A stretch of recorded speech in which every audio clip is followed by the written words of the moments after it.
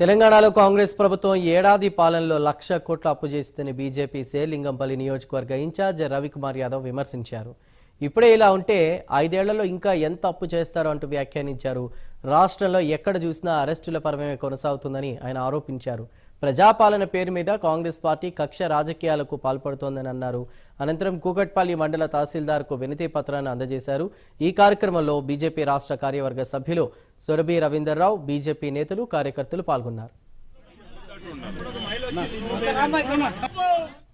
4 లక్షల కోట్లు అప్పు చేస్తే 10 సంవత్సరాలకి ఈయన 1,00,000 కోట్లు సంవత్సరానికే అప్పు చేసినని చెప్పి తెలియజేస్తున్నా.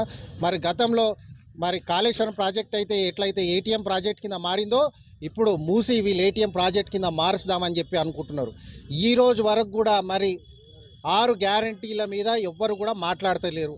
6 సంవత్సరం అయిపోయింది, 100 రోజుల్లే 6 గ్యారంటీలు మేము అమలు చేస్తామన్నారు. ఇవాళటి వరకు అమలు చేయలేరని చెప్పి తెలియజేస్తున్నా.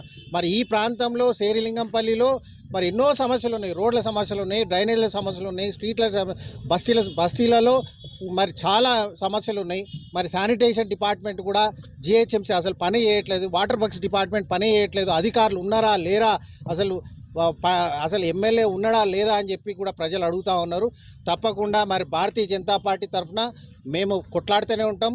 కాంగ్రెస్ పార్టీ 6 గ్యారంటీలు 66 అబద్ధాలు ప్రజల్లోకి చెప్పిరని చెప్పి మేము తీసుకెళ్తాం.